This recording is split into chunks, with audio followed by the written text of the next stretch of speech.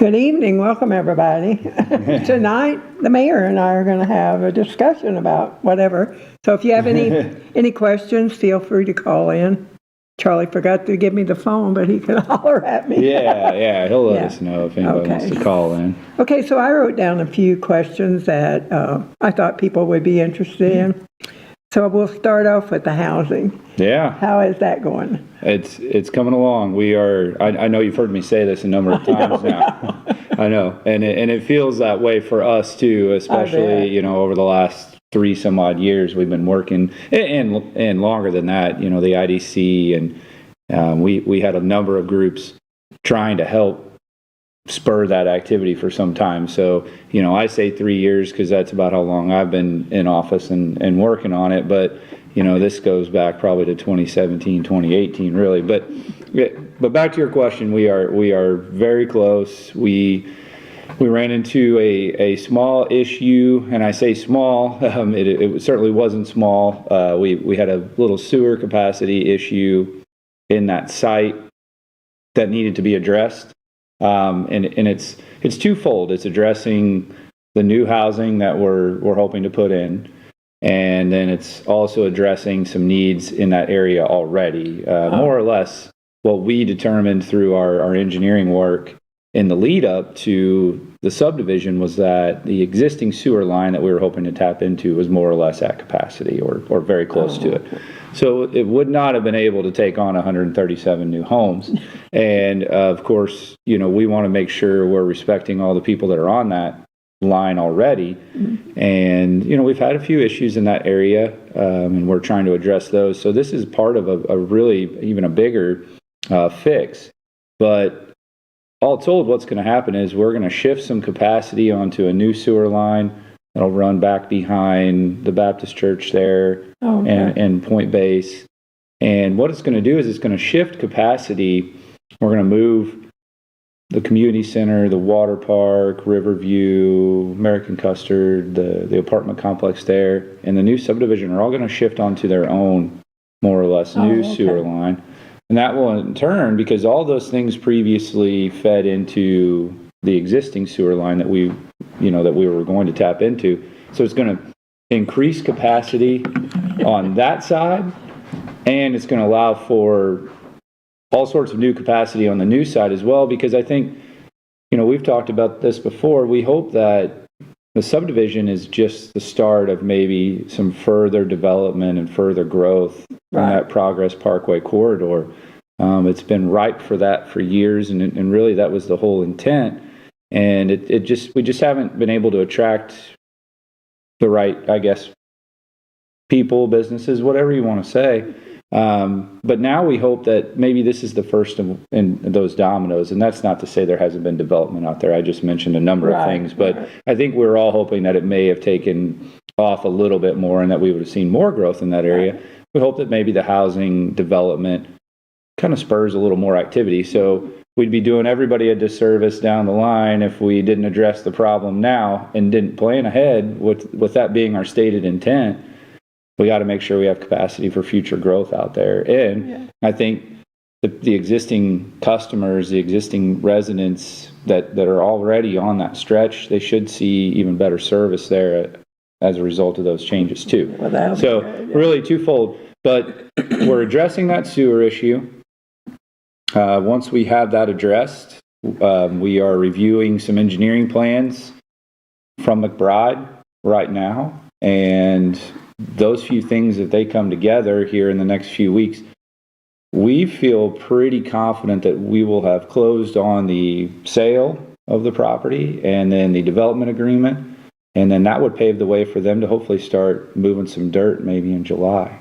Well, that would be wonderful. That would be great. Yes. We'd be all very excited about that, and we're also coordinating with McBride's team right now to have a open house or a meet and greet for our local subcontractors, because we're hopeful, and it was one of the really main points in that development agreement that we negotiated with McBride was that we wanted our local subcontractors and contractors to have a pathway to get those So opportunities. So they'll be working on it also. Correct. That's So great, yeah. the goal of the meet and greet is to have McBride answer questions from those contractors and also help them. There is a process that they have to go through just to be approved to work on McBride projects. So they just have to submit. It would be like nothing else. It would be what we would require at the city level, where they would insurance, references, things of that nature.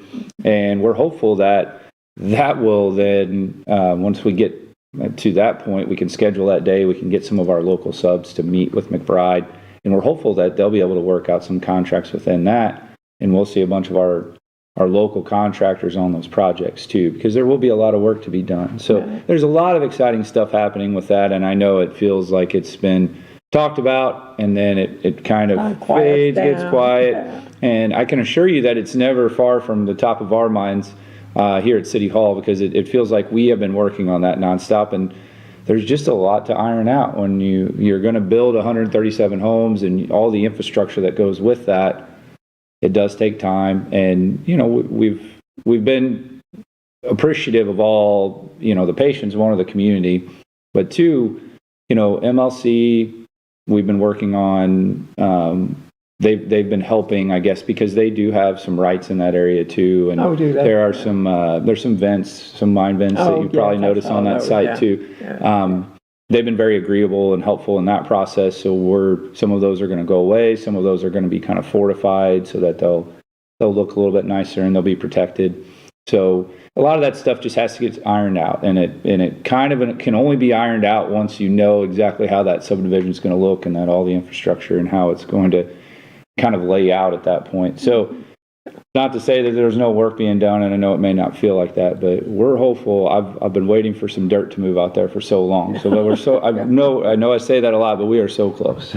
Okay, so the housing, are they going to build the houses and then sell them, or are people going to buy the property and then pick their house? Is that the way it's going to be? A little bit of both. So the way McBride and their model is, they're hopeful that most people will come in, they will pick a lot, they will pick a model, they will pick their, all of the finishings and the upgrades or anything that they want, customize that home to make it theirs. Okay. And then McBride would start building. That's one aspect of it. The other aspect is they're going to build houses, and they're going to be houses that don't necessarily have a buyer already. Oh, okay. But they're going to build, you might call them model homes or spec homes, ones that, what I would say is there's going to be a continuous inventory of properties being constructed on the site. The way, their words is, once we start building, we don't like to stop, and we just want to keep building. And so the idea, I think, that could be very helpful for somebody that, maybe just moving into the area and can't wait 4 or 5 months for their home to be built. And there could be one there available, and maybe it's a perfect fit, right? Yeah. So it's a little bit of both, but I think the majority of the homes and McBride's preference would be that they're what they would call pre-sold, right? So you pick the lot, you pick your model, you pick your finishings, and then they start building it for you. For the person. Yes. Yeah. So I would say probably more like a 75-25 split in that regard. And then once that's done, I think hopefully there'll be more businesses in town. That's going to help our construction guys. 100%. And I think it'll help so many of our employers. And their young families, so that's good. Yeah. Yeah, and I think, you touched on it, I think, really well. It's going to help our employers. One of the things that is always discussed when we are having conversations with, whether it be business owners or developers or somebody pitching or looking for a place for a new project, whether it be commercial or residential, and the retail side as well, their questions always focus on population density, population growth, and traffic, right? So they want to know that, hey, there's enough traffic going by this every day that can support the sales numbers or whatever we feel like we need to hit to open a new store. And that was always one of the roadblocks that we found when we were trying to court new development, was that, and it was a chicken and egg thing. It was like, well, do we not have it because we don't have the people, or do we, do we not have the people because we don't have that, right? And it's tough to decide which is which, but what we did know at some point was, well, we are hearing it enough that, well, the population isn't growing, and we need to see more traffic, we need to see more people, we need to see that kind of growth and development happening in the area to really bring that alive and bring, to court those developments and to court that retail. And I think you see it in other areas. And, when I drive through Farmington or Festus, I'm very cognizant of it. I think we all are that, oh my gosh, there's this just opened and this just opened, right, and they just announced that this is going to open. And we'd love to see that. But, that with that comes its own challenges. I think at the end of the day, what we're hopeful for is that we can grow in a way that is sustainable, meaning that we can keep out in front of infrastructure and that we're not seeing failure, whether it's at the traffic level or water, sewer, those types of services. We have to make sure we're ready for that, which is kind of why I brought up that sewer line project, is that's setting the stage for the future. Well, yeah, we're addressing a need now, but we're opening it up for future growth too. Right. And we've tried to do that with all these projects that we complete. There's a water line that's getting ready to go in on Leahy. That's an upgrade. Yeah, these are all upgrades to existing infrastructure that were sorely needed. And I think the people that would live in these areas are going to tell you that we've been asking for these types of improvements for a while. And so you have to be able to grow, and you have to be able to keep your infrastructure up to grow with it. And if you're not doing that, then I think it's an easy recipe to frustrate the people that you already have living in town, right? They're like, well, why are we doing this if we can't address some of these needs already? So, that was the beauty of Prop S. It was to try to tackle a lot of the aging infrastructure we already had. I know it's old. I lived on the Hay Street when I grew up there. Yeah. On Hay Street. Yeah. It's probably the same water line too, I would imagine. Probably. I don't know. But and that's, upgrading those water lines for increased capacity is it's hugely important, because we've seen this happen in other areas. I think one good point of reference on that, Iris, is looking at the new early childhood center that the school district built. They needed a water line upgrade because the water line that was existing there was not going to be powerful enough to power their fire suppressant, their sprinklers. So heck, it was already on our list to replace. We bumped it up a little bit because we knew that, hey, they needed to get this done. They were moving this project along, and we wanted to be a good partner. But it's little things like that, I think, that may go unnoticed, and maybe we don't talk about it enough sometimes, about the little things that we're doing that, heck, they're underground, right? You may not even know. But the little things that we're trying to do to make sure that as we grow, that infrastructure is growing with it, and that it's there and ready, and it's not going to cause us future headaches. Because I think, nobody on this board wants to create a problem for a future board. We just want to make sure that we're being good stewards and that we're passing the baton in a way that, well, that board can look and say, hey, they were ready for this. They knew it was coming, and now here it is. And now we can move forward with that, knowing that they don't have to tackle that project. It's already been done for them. Yeah. And that should fast track that project. We might have been a little further along in that housing project right now. Had we maybe known or maybe that water or that sewer was already put in years ago, maybe that would have been already done.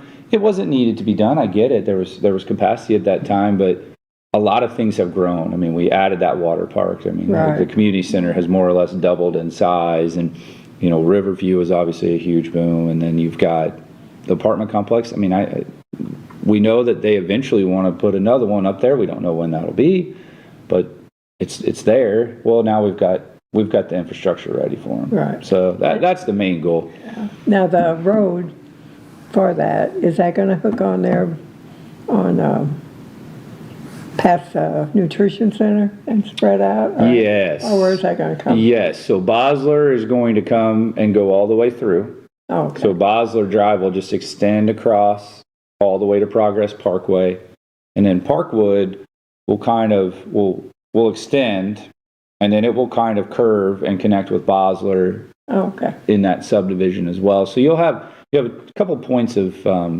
So there'll be good traffic flow. Yes, we think the traffic there. We think the plan there will help. We it's one thing too that the ambulance district, other places told us that, and I know this was discussed some years ago, that this was going to be incredibly helpful to provide that cut through from the ambulance district, the sheriff's department, even the hospital, to get to Riverview. Right. And to get to other places where it's not, and I know we may be only talking about a matter of seconds or minutes, but in that kind of situation, I think every second and minute, matters.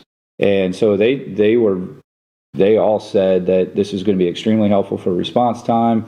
And we feel like the traffic pattern, I think it'll be an adjustment for some people. We did kind of meander the road. It won't be a straight shot for Bosler all the way through. It'll be kind of a more winding road to, well, hopefully it doesn't turn into a drag strip, right? That was the idea there, dead straight shot. Yeah. But no, we feel like the traffic will work itself out, and we feel like, as far as cutting that through and connecting that side through to Progress Parkway, along with the walking trail that will encompass the new development as well.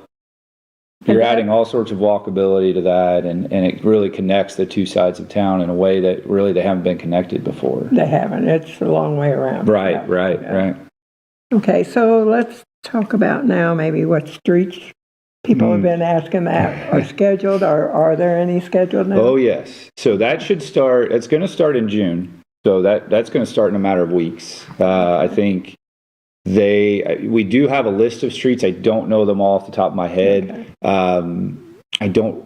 I want to say there's 9 or 10 that are on the list for this year. I need to discuss with David, make sure I know which ones. Now, obviously, Leahy's probably going to get something because of that water line. Usually when we do a water line, we usually come back in and we try to do it at the same time we're re-engineering or doing a street. So I would say that is probably on that list. I do believe there's some areas in Rozier Addition that are on that list as well. Some other areas on the north side of town. So we can, and I know that what we've done in years past with this is publish more or less a list of what we're planning to do, and then a tentative schedule for when we think those are going to be done. And of course, through the app, the city app, and then through the text notifications, of course, we would push out that data of when that project was probably going to be starting, who was going to be impacted.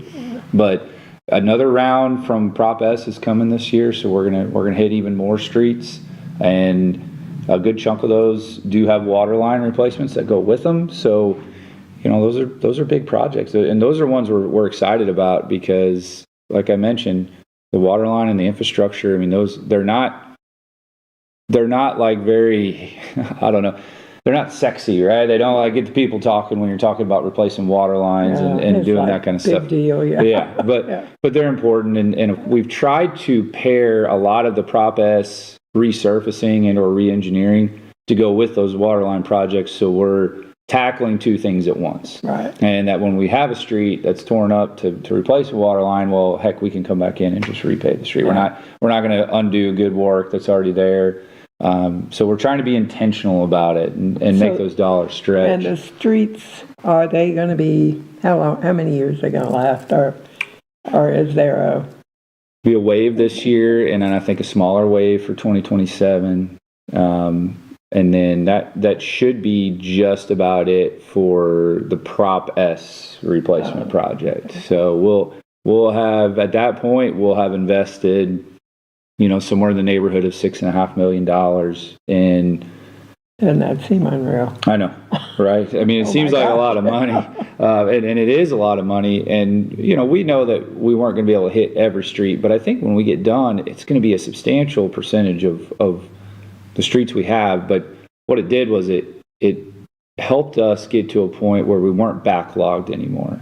So now we can be more intentional about what we're planning for in the future, and we can react to situations as well. But now that we don't have this backlog of projects that, when we were looking at our timeline, we're stretching out 10 years. Now we can be a little bit more intentional. And now we can look at these streets and really, and especially with the ones where we redid them with concrete. Right. Those should last even longer. and we did them the right way. You know, we weren't coming through and just putting Band-Aids on them. We actually took them back down and we rebuilt them in the way that they will last, right? Right. Yeah. Yeah, I think 4th Street going up the hill. Yeah. Every time you turn around, there's a new patch. Oh, I know. You're going, boing. Yeah, that one has to be so hard. I can only imagine, just because of that hillside, and you got to think about all the way the water reacts, and oh my goodness, yeah, you can only imagine, right? But yeah, I mean, I'm the same way. I mean, we all know the roads, we all know the spots, and you're trying to avoid them, and and you're going, yeah. You drive them enough, and it's like, I know there's a pothole coming up here, right? And so, and we're still, Alliance is still out there. They're probably going to be. I don't remember what they fixed last year as far as potholes go, but they'll be back out there again, this year, taking care of those. So if anybody you see something, please let us know. I mean, we keep lists. We want to know those kinds of things, and we like to add them to our list, and we want to address them. We don't want to let them sit there. That's not our goal. Yeah. So if you get with us, we will get it taken care of as soon as we possibly can. But we want the public to reach out to us with that kind of stuff. I mean, that sometimes that may be the only way that we know, in some circumstances, how bad it is. Right? How bad streets are, right? Yes. When somebody goes down, there goes their tire. Right. Okay. So the effect on city finances from all this? Well, no, from the tourism being down, or like sales tax, and all like that. Okay, yeah, and we're feeling it. We are. We fortunately enough, we have a use tax that kind of fills in some gaps there, as far as we don't feel it as much from the business side of things, because you've got two things that are kind of, I guess, really impacting things, right? And you've got the property tax protest that's still going on the county side with Wholesome and MLC and a few others. Yeah, it's a shame they don't. Yeah, right. And I've heard so many different dates and so many different. Well, we think we'll have something by this time, and those times come and go. And I think at some point we just need to know. We need an answer. Right. I think everybody that's involved needs an answer. It's certainly not fair to our county and all of those taxing entities. Because you feel like they just came in here and took advantage. Well, more or less. It does. It in some cases it does. And I don't fault anybody for feeling like that. I think that, however many years ago it was that they entered into that agreement, and I mean, I think it was a great thing. Nobody doesn't want Wholesome here, or Amrise, I think is what their new name is. So nobody doesn't want them here. We want them here. I think we just want to see a resolution at this point. It's not fair for the county to kind of have to hold up their agenda at this point while they're waiting on that. The school district is obviously in a situation where they get a large chunk of that funding. They're in limbo. There's a lot of places in limbo as a result of that. So that, on that side, we don't really feel that piece of it, but we feel it by proxy, right? Because our county partners are frustrated. Right.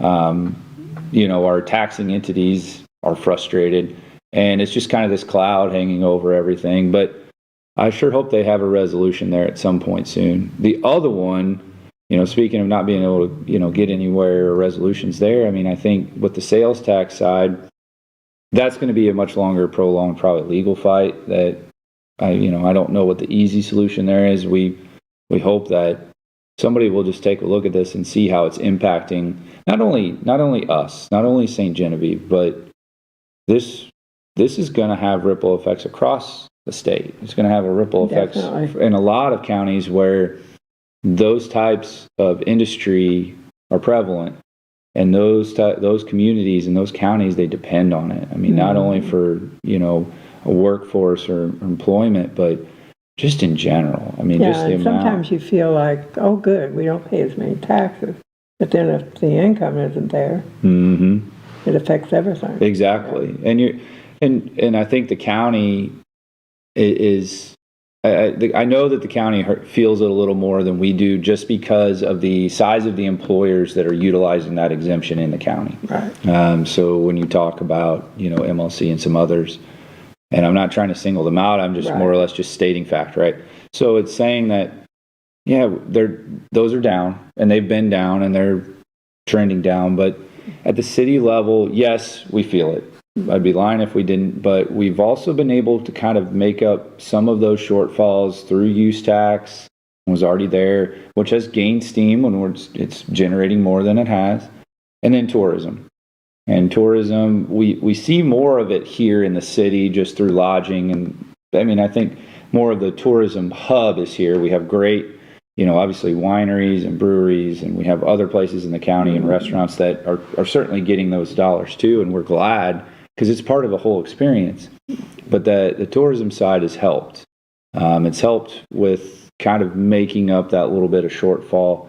So long story short, the city, while we feel it, we're weathering it, and we're weathering it just because we've seen some growth in other areas that have allowed us to kind of weather that storm until maybe there's a solution that's reached or some kind, hopefully. But it's hard to. It's certainly frustrating to know that what could be, right? That it could be so much more, that it could be, Right. We could be in an even better spot because we could be, we could be reinvesting those dollars in other ways. There Right. are other projects we could still handle or tackle. There are other initiatives we could take on. We could even invest more heavily in tourism. So Right. there's a lot that we could do with that. And I'd be lying if I said we don't want it or we're not feeling it, but we're hanging in there. That's good. Yeah. And I feel sorry for the younger kids. They're Yeah. trying to make the go, and wages are so low. Oh my gosh. Yeah. And they just have an ongoing fight. Mhm. Yeah. And then another one would be, is there any talk of data centers around here? 'Cause I think if they are trying, everybody should know about it. 100%. And if nobody, to my knowledge, the city has received no interest or requests or we have heard no rumblings of anybody coming in at the city level or wanting to do anything like that at the city level. Now, to those that could say, well, that doesn't mean that tomorrow they couldn't call in, and sure they could, but I would tell you that, I think the board and I think everybody's paid pretty close attention to how people have felt about what the project in Festus, which I think is close enough that I think it got everybody's attention. It did, yeah. And if it didn't, it should have, because it did get kind of pushed through. It felt like in a way that the public didn't really get a chance to express their opinion on it. I can assure you that would not happen within the city, if only because we have specific zoning and we have a lot that would, there would be really no way for that to happen without it being very evident that that was happening. And there would just be a lot to do from a zoning perspective and getting, also, just property. I don't really know within the city if there's even enough. There probably is enough property, but is it really a good fit? I would say probably no.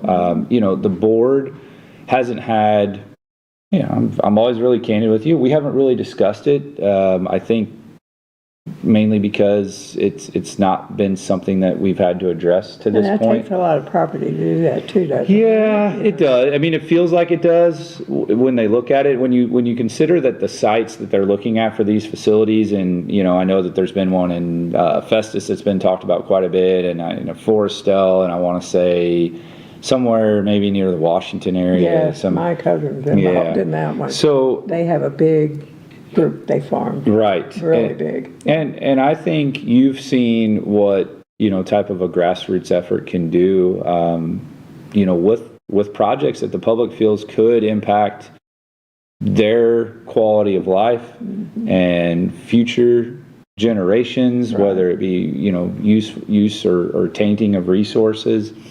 I think we've seen those grassroots efforts really pay off, and locally, and so I don't think anybody's going to let. I would be shocked if we were contacted about anything regarding a data center, And two, I really don't know that it would have much traction here. It seems to me that it just wouldn't really fit in with what we're trying to do. I mean, that when I talk about growth and I talk about development, we talk about things that we're focused on, things that will make a meaningful impact, and will, whether it's be providing jobs or providing retail services, etc. I don't think that falls in any of those parameters. Now, I know there's property taxes, and I know that the developers in Festus seem to believe it's going to generate millions of dollars for that area. Maybe not. And if it does, at what cost? I'm more interested in projects that feed the public's interests, that actually make them excited. That doesn't drive excitement. I think it drives frustration. I would rather, we would focus on, hey, somebody's going to come in and they're going to invest in this facility and it's going to bring this many jobs. And those are sustainable jobs. And they're not upsetting their neighbors and not upsetting the environment around them. Those types, that's the kind of growth and development we want to see. Data centers really, they don't check any of those boxes. They're just empty facilities in my mind. They don't really provide a lot of employment for locals. They don't really generate any kind of meaningful products or services to the community. They're just farming for bigger other things, right? And that's another good thing. There's not much ground for them to get to build on. Exactly. And I know that the county is already, I think they've tried to get out ahead of it too, and they've looked at what they can do to maybe keep out in front of that kind of stuff. So if they do get a request, then what? I'd be interested to see. It's not something the city, speaking, just from, I think, the conversations I've had with just some board members and just noticing how the public's reacted to that kind of stuff. That's not the growth anybody's interested in. And I think they probably would have said that last year or 2 years ago or 3 years ago. If you said, hey, if somebody brought in a facility and it just sat here and it really only employed maybe a handful of people, but it made a whole bunch of money for the city and the county, but it also bothered everybody, nobody's going to be okay. I mean, money's great, but like I said, at what cost? Are you listening to the people? Are you really providing something meaningful? Are you adding growth that actually makes a difference in their lives? I would argue no. That's not to say that, the Festus thing has been very interesting. I mean, I think for a lot of people that follow, kind of the local kind of political landscape, it's been very interesting. And I think you're seeing the power of a collective voice in Festus is pretty powerful. So I think we'll see what happens with all of that. I think we've been really interested observers, and I think we can learn a lot. I think we can learn something from how that was handled, and I really don't think there's any plans for something like that to come here. Yeah. Okay, let's see what else we got. Most of the other stuff was about tourism, so you probably know some of it. Yeah.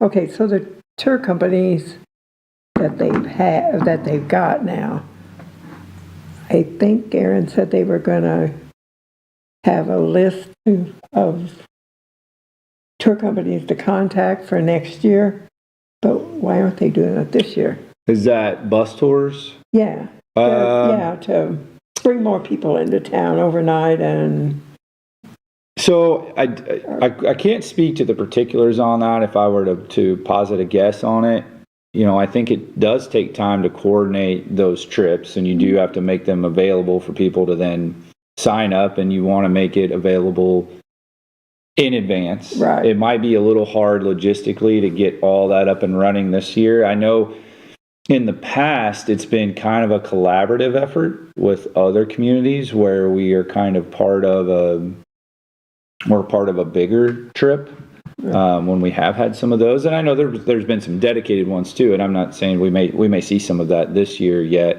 but I think they're trying to coordinate logistics, and I think that just takes a little bit of time, and maybe you hit the ground running for 2027, and maybe it just wasn't feasible this year.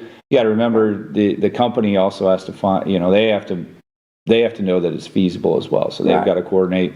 And besides that, you have to have sign up months before. Yeah, I mean, ideally, you're going to want that out there maybe 6 months to a year in advance, so that people can plan that trip, and that the company also knows that they have the demand and the interest, and that, you know, that it's people that really want to come. exactly. Yeah. Let's see.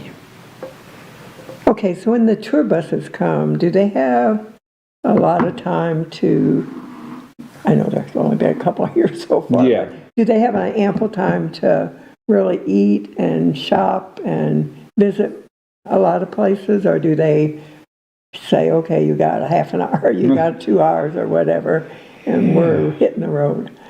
You know, that's a good question. I don't really know what their itinerary looks like when they, you know, when they get into town. Is it, okay, we arrive at 9 a.m. and then, you know, you're on your own until whatever time, and then we'll rendezvous back at this point and then go do And that's whatever. more or less to the people that bring them here also. Yeah, and I would, part of me wants to say, I'm sure that they do have time on their own to shop and eat, drink, and do whatever they want to do. I would assume that there are other parts of that itinerary that are probably a little more scheduled, where whether it's the national park properties or museum or whatever, you know, things of that ain't where maybe they need a tour or a guided tour. Right.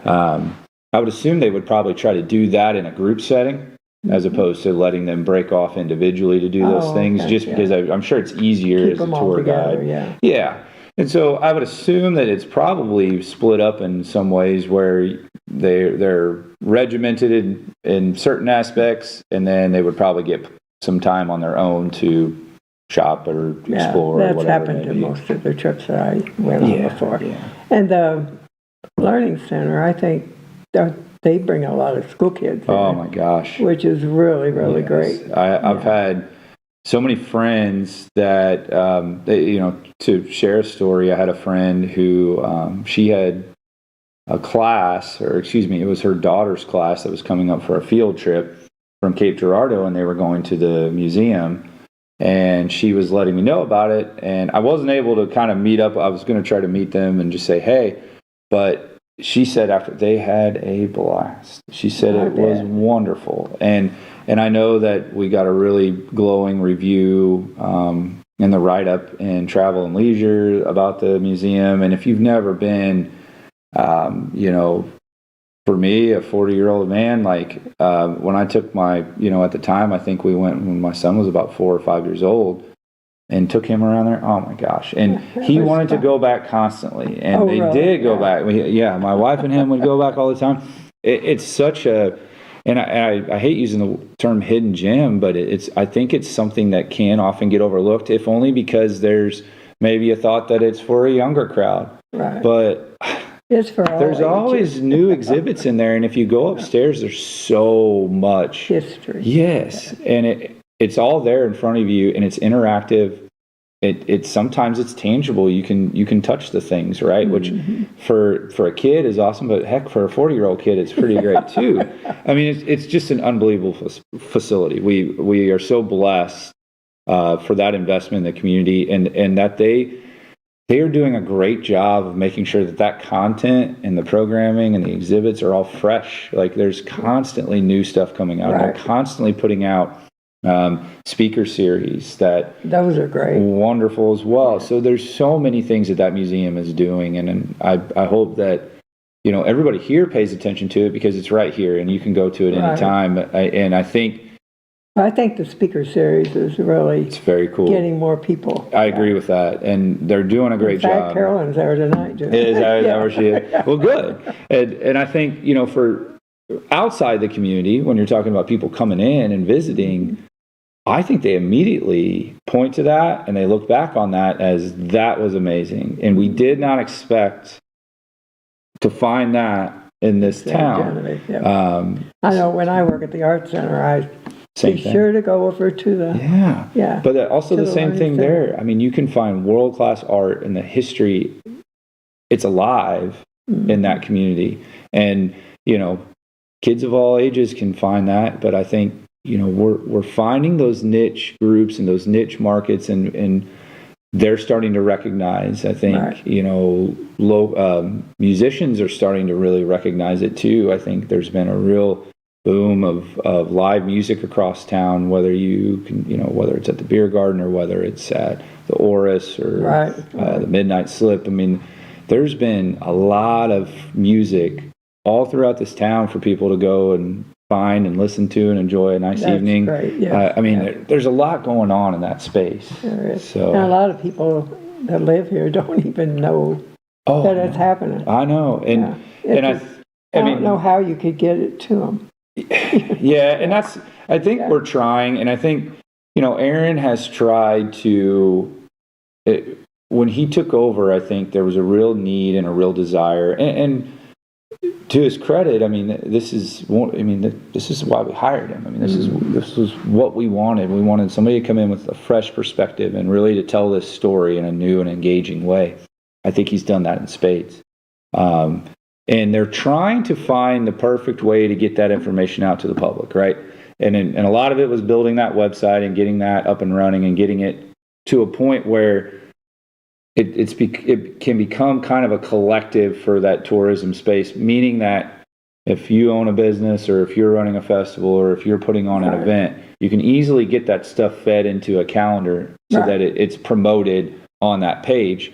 I know they try to compile a lot of what's going on at the beginning of the week and publish a calendar. I think it's hard sometimes because I know things get missed and I know that can be frustrating and it's not intentional. I can promise you that. It's just a lot of that is the organizers might not be notifying them. Sure. That could be too. It could be. And I know that there's a lot of different, for a while there, I don't know if it was really clear on where they needed to get that info. Where did it need to go and who did it need to get to and when did it need to get there by? I think as time goes on, I think everybody's going to become more comfortable with the process, but it's still finding the right process takes some time. It's not something where, and Aaron's not so rigid that he says, this is the way we're going to do it, and that's just it. And if you're not able to adapt. No, it's like, okay, well, let's try this, see how that works. Okay, we're finding some kinks in that. Some of it worked well, some of it didn't.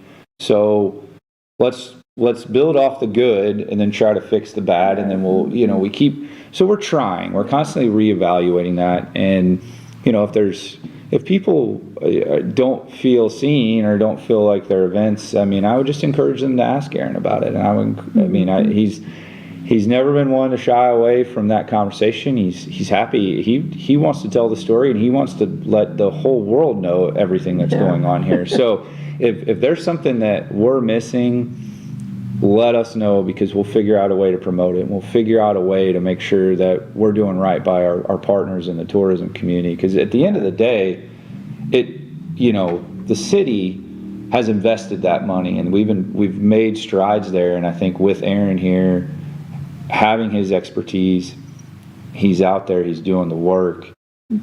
We obviously feel it's important, and we owe it to our business owners to make sure that we're promoting what they're doing. And it helps everybody. And I have always said that, even if a festival or an event doesn't really fit with what your business maybe you sell or your business, whatever it may be, right? Maybe it doesn't necessarily pair with what the festival is. But people are going to be down there. So at the end of the day, it's going to drive people to the downtown. It's going to drive people in your vicinity, and use that to help get them in your store. I mean, latch onto the event, promote it yourself, promote it, and figure out a way to make your own spin on it. I think, and we're trying to drive more and more people down there, but it's working. I mean, visits are up. Our engagement on our websites are up. Our engagement on social media is way up.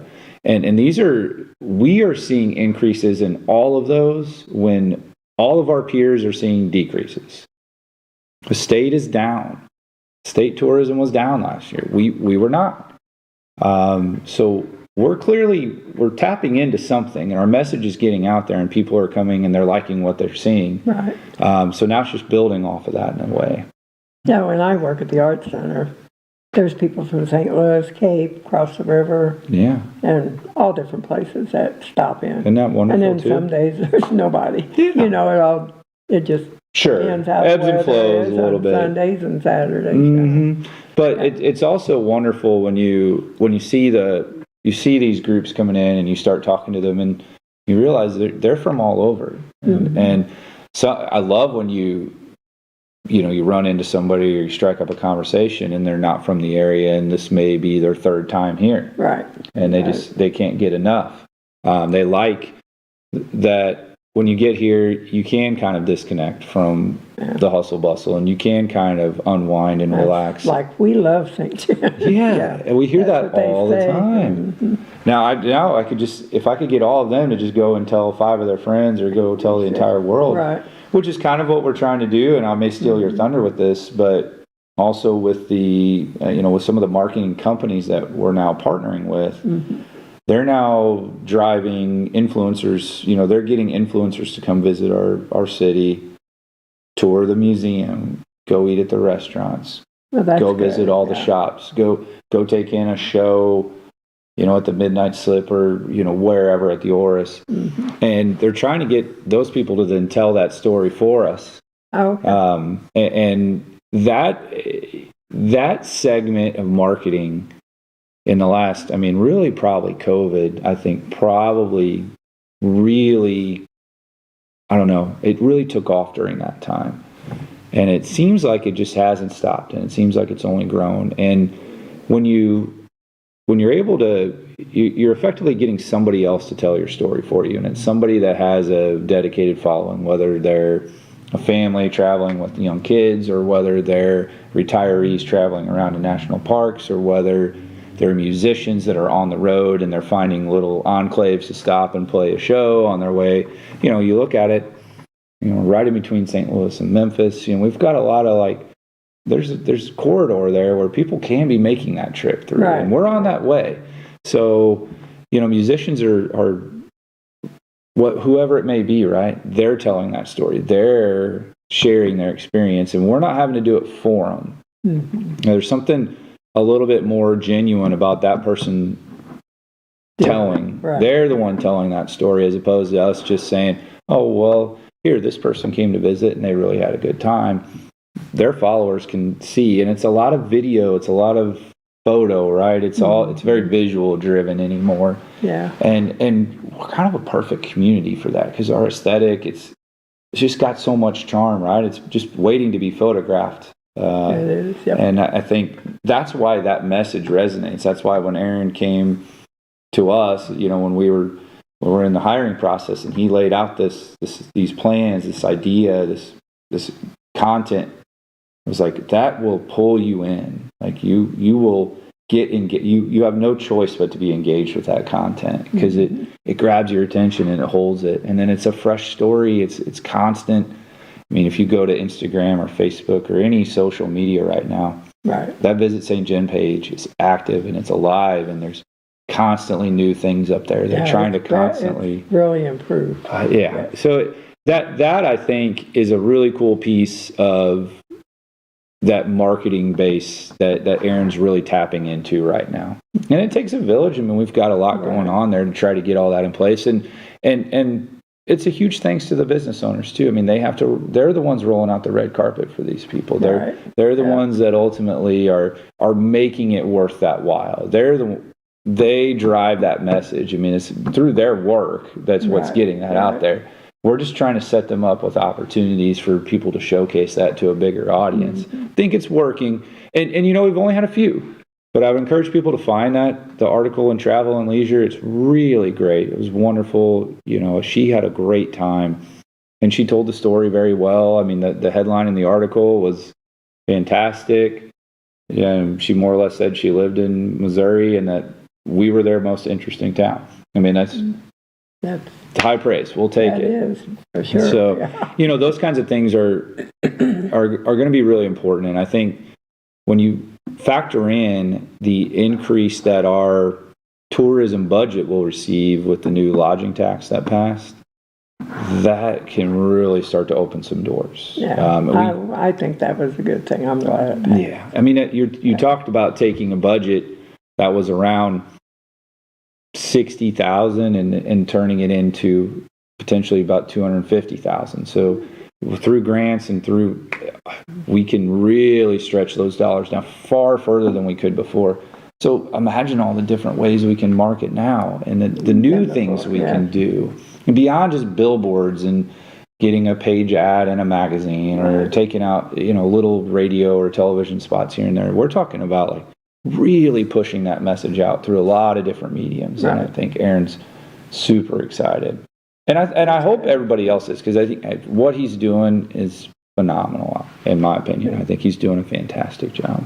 And another thing I was thinking, maybe in town somewhere, I know Common Grounds has it, but their space is so little. Yeah. They have the posters up. Yes. If there was a big spot somewhere where you could stick one and have it on both sides where people could stop and say, okay, we can do this today and this today. I know next week we can come back and do that. Yeah. I hadn't even thought about that. That might be a good way to let people know. Sure. And we put it maybe by the flower garden. Yeah, that's not a bad. It's really not a bad thought. Anywhere we can post a message about what's going on, I think it's because I see a lot of people stopping at Common Grounds, but they can hold 6 posters. Yeah, because everybody does it. There's a limited amount of space there. Yeah, there's going to be some opportunity, I think, for those types of advertisements. And I will say too, while we're talking about it, I kind of jogged my memory about some things that we have been working on, and they're things I think the public will be very interested in. Christmas time, I know that there's been, we wish that we could do more, that our town was a little bit more decorated, and that that will change this year. That's good. I can promise you that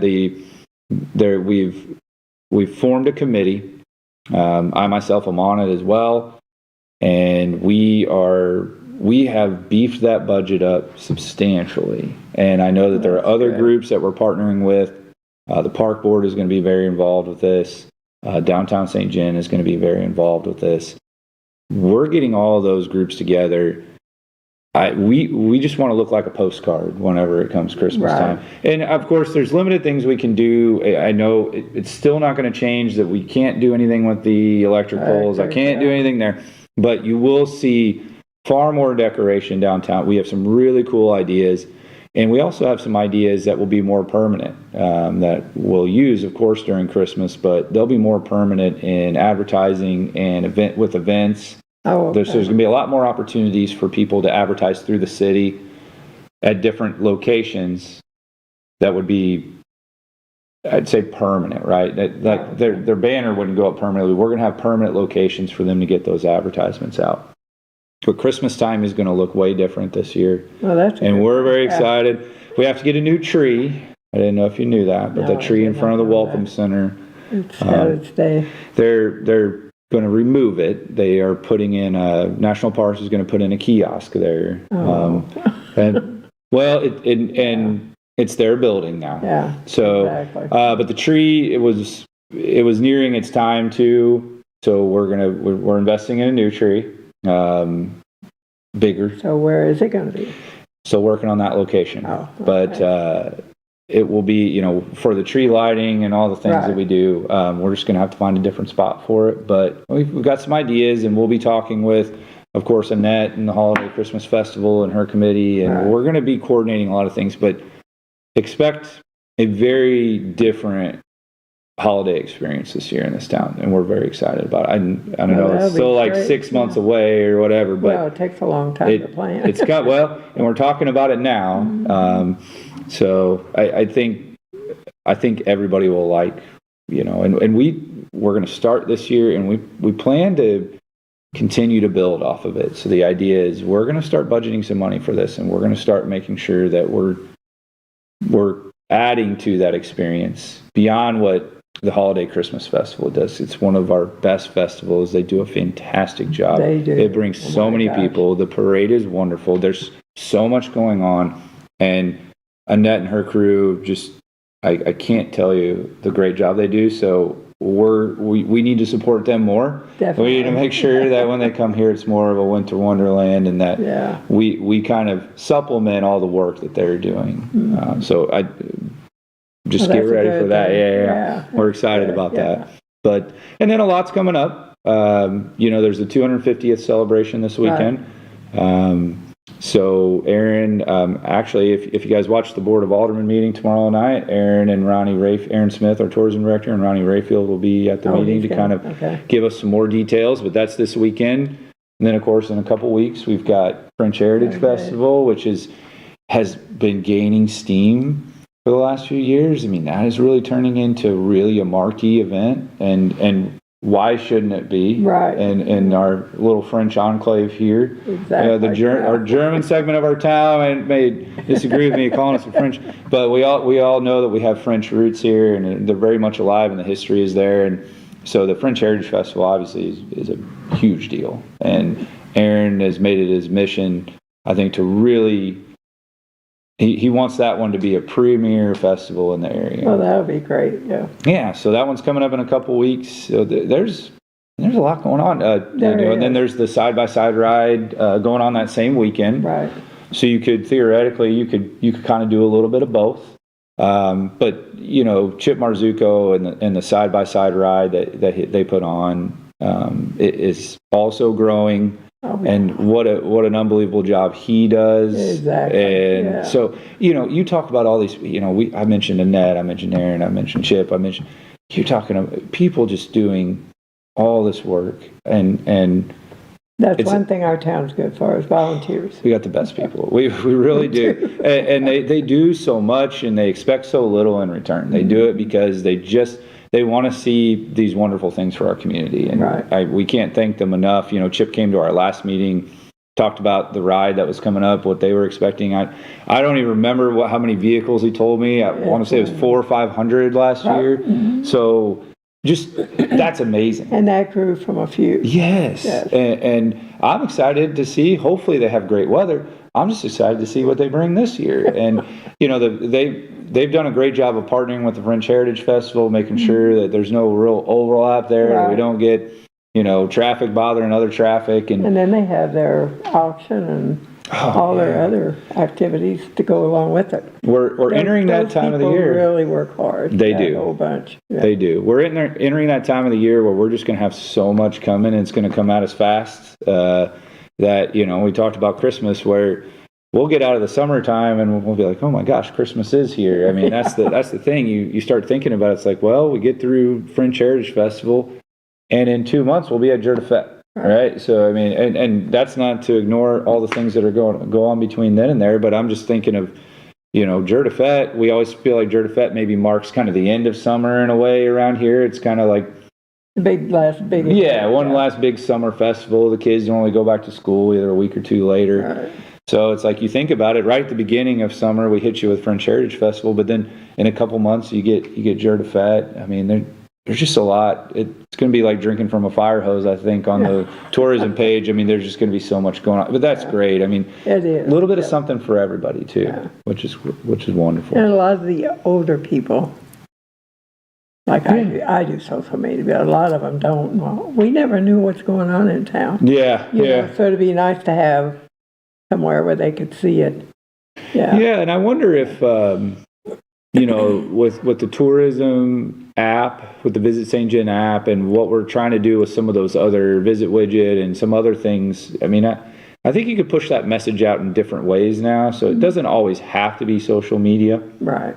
But I think we're still trying to just figure out what are the best avenues to do this. But really the idea is, if, like you said, well, I'm not on social media. Okay, well, we need to figure out a way that everything that's going on. Right. So how do we do it? And then figure out a way to do it and push that content out. I mean, if you knew that you could go to that app and look and see everything that was going on in the week, and I think you can, but is it actively promoting that, unless you're opening the app? I don't know. Right. Those are things we've got to figure out. You got to figure out a way to get your message to everybody. Those of us that use social media don't have the problem, but then the other ones, well, I don't use social media, so I don't ever know what's going on. Exactly. And I feel it does feel like that becomes the default way to get information. Like left out or whatever. Yeah.